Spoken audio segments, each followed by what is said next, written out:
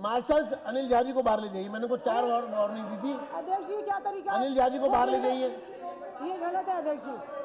मतलब ये गलत है। मैं देखिए अब मुझे मजबूर होना पड़ेगा बार बार, क्योंकि आप जरूरत से ज्यादा तंग कर रहे हैं। बहुत हो गया। सुबह से मैं देख रहा हूँ हर चीज में आपको बोलना है, और 4 आदमी खड़े होते हैं, वो 4 ही बार बात में बोलते हैं। बैठ जाइए आप सब लोग, बैठिए आप भी। आप समय सदन का समय खराब कर रहे हैं और कुछ नहीं है। आप सीरियस नहीं है यहाँ पर, सीरियस नहीं है आप। चलिए अध्यक्ष जी, अध्यक्ष जी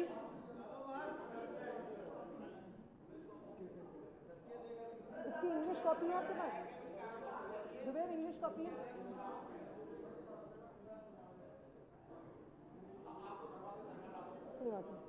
English copy.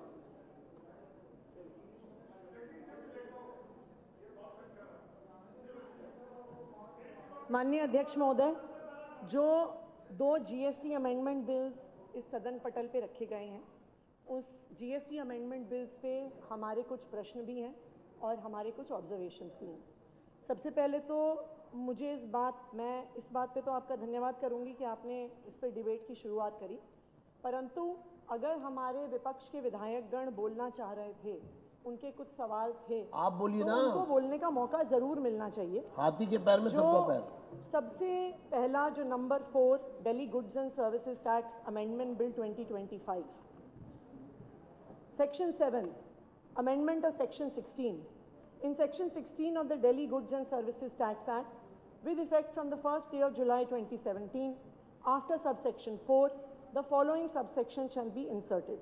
Number 1, notwithstanding anything in subsection 4, in respect of an invoice or debit note for supply of goods or services, or both pertaining to the financial years 2017-18, 18-19, 19-20, 2021, the registered person shall be entitled to take input tax credit in any return under section 39, which is filed up to the 30th day of November 2021. 6.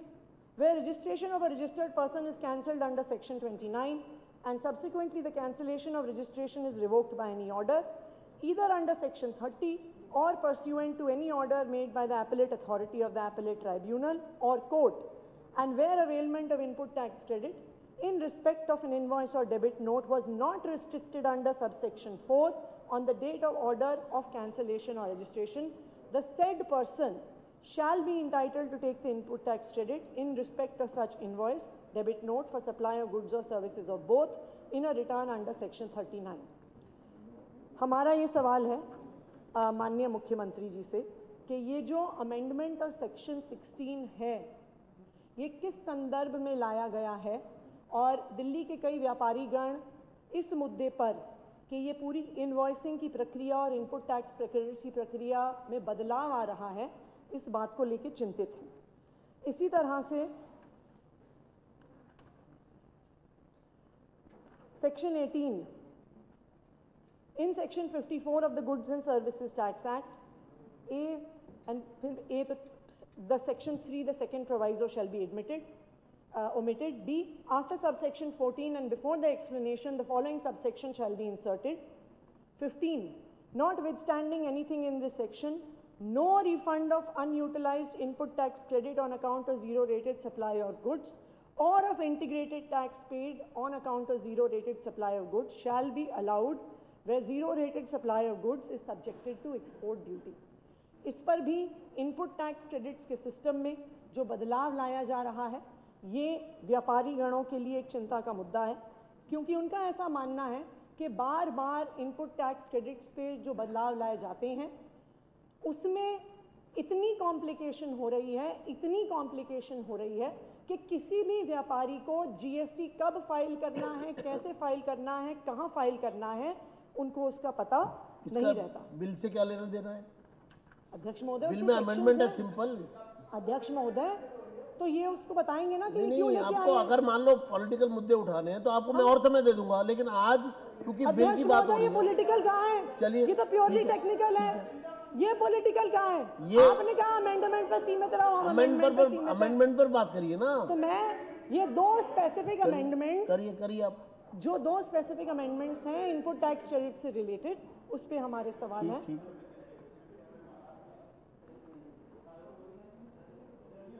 नहीं अभी रुकिए ना, ये अभी हुआ नहीं ना, इन्होंने दूसरे स्पीकर्स ने बोलना था इस पे, मैं तो उनकी ओर से बोल रही हूँ। हाँ जी, मैंने तो इस बिल पे बोलना नहीं था, अध्यक्ष जी ने हमारे विधायकों को बोलने नहीं दिया, तो इसलिए क्या करें।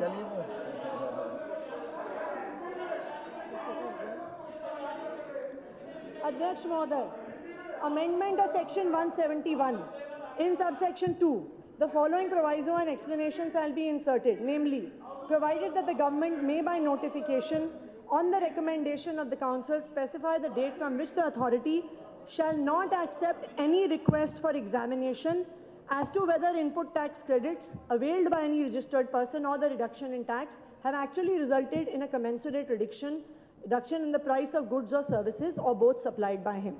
तो ये तीनों अमेंडमेंट्स जो इनपुट टैक्स क्रेडिट्स के सिस्टम को बदलाव की ओर लेके जा रहे हैं, इस पे मैं चाहूंगी कि माननीय मुख्यमंत्री जी अपनी बात रखें, क्योंकि इसको लेके दिल्ली के व्यापारी चिंतित हैं। जो जीएसटी का दूसरा बिल है, बिल नंबर 5 और 2025, इसमें दो महत्वपूर्ण मुद्दे हैं जिस पर हम क्लैरिफिकेशन चाहेंगे। सेक्शन 5 अमेंडमेंट और सेक्शन 15, जो इस सेक्शन में अमेंडमेंट लाया गया है, ये दिखने में तो छोटा सा है कि लिखा है प्लांट और मशीनरी को प्लांट एंड मशीनरी माना जाएगा, लेकिन इस छोटे से अमेंडमेंट से जो पूरा रियल एस्टेट सेक्टर, जो बिल्डिंग्स बनाई गई हैं जहाँ पे फ्लैट्स बेचे जा रहे हैं, जहाँ पे कमर्शियल कॉम्प्लेक्सेस बनाए गए हैं, बेचे जा रहे हैं, ये एक रेट्रोस्पेक्टिव अमेंडमेंट है जो 2017 से लागू होगा। बहुत सारी कंस्ट्रक्शन कंपनीज ने, बहुत सारे रियल एस्टेट डेवलपर्स ने इस क्लॉज के तहत इनपुट टैक्स क्रेडिट लिया। उस आधार पर उन्होंने अपने बिल्डिंग में जो मकाने बनाए, जो दुकानें बनाई, उसके दाम किए। अब जब 2017 से रेट्रोस्पेक्टिवली ये अमेंडमेंट लागू किया जाएगा तो उसका मतलब क्या होगा? अगर मैं दिल्ली में रहने वाली हूँ और मैंने नोएडा में किसी बिल्डर से फ्लैट खरीदा है, मैंने गुड़गांव में कहीं बिल्डर से फ्लैट खरीदा है, जिस रेट पे मैंने फ्लैट खरीदा था, जो बिल्डर ने दाम लगाया था, उसका कॉस्ट 2017 से बढ़ गया।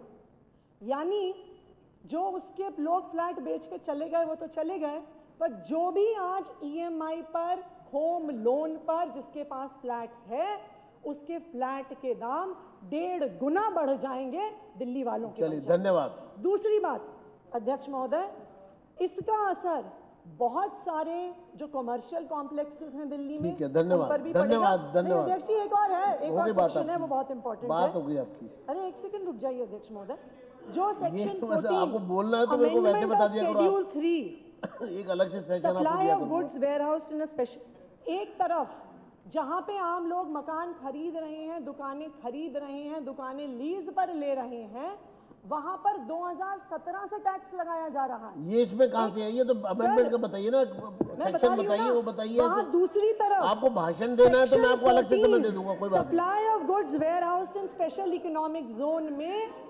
भारी टैक्स की छूट दी जा रही है। देश का सबसे बड़ा एसईजेड किसका है? मुंद्रा पोर्ट का एसईजेड किसका है? दिल्ली में क्या? चलिए, धन्यवाद, आपकी बात हो गई पूरी, अब आप बैठिए। इस बिल के माध्यम से सदन का समय जाया ना करें। टैक्स की छूट बहुत बहुत धन्यवाद। इस पर मैं चाहूंगी कि दिल्ली की वित्त मंत्री माननीय रेखा गुप्ता जी, दिल्ली की मुख्यमंत्री, जो 5 क्लॉज मैंने बताए हैं उन पर बात करेंगी, अपना जवाब दें। ठीक है, धन्यवाद। माननीय मुख्यमंत्री।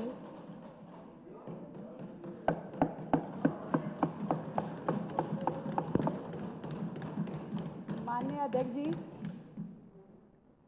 मुझे आज बहुत ही अच्छा लग रहा है। माननीय आतिशी जी, जो दिल्ली की पूर्व मुख्यमंत्री रही, फाइनेंस मिनिस्टर रही, आज बड़ी शिद्दत के साथ में इस हाउस में पूरा समय उपस्थित रह के जिस तरीके से कि मुझे ये पूछना है जीएसटी में क्या हुआ, ये अमेंडमेंट क्या है, ऐसे इनके सदस्य कि हमें तो डिबेट चाहिए, हम चर्चा चाहते हैं, जैसे वो पूछ रहे हैं, मुझे इतना अच्छा लग रहा है। और मैं उनके ज्ञान के लिए बताना चाहती हूँ कि आज जो ये संशोधन हो रहे हैं, ये पिछले साल जो जीएसटी समिट हुई थी, जिसकी सदस्य खुद आतिशी जी थी, जिसमें इनको जाना था, उन अमेंडमेंट को किया जा रहा है। ये वो अमेंडमेंट है जिसकी नो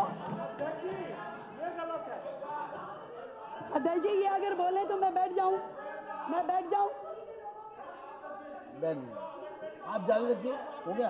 ऐसे नहीं चलिए, चलेगा, ऐसे नहीं चलेगा। अब यह प्रस्ताव सदन के सामने है, जो इसके पक्ष में। नहीं, मैं बोलूंगी। अच्छा, बोलेंगे ना, बोलिए। मैं बोल रही हूँ। मैंने कहा बीच में उनको आप बैठिए नहीं ना, लेकिन आप